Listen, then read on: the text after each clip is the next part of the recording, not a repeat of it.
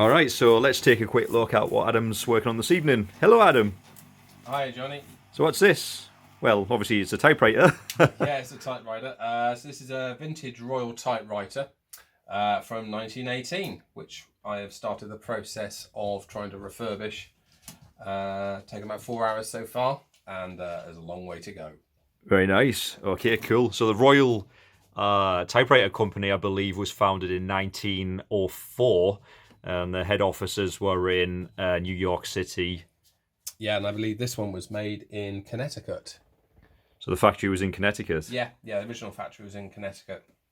Awesome. What's your plans with this? So now I've stripped most of it. I'm now going to try and rebuild it all, put it all back together, and then we're going to have some ornate vintage style lamps on the front where the old spindles used to be, and then we're also going to have an ornate vintage light in the back where the old roller used to be.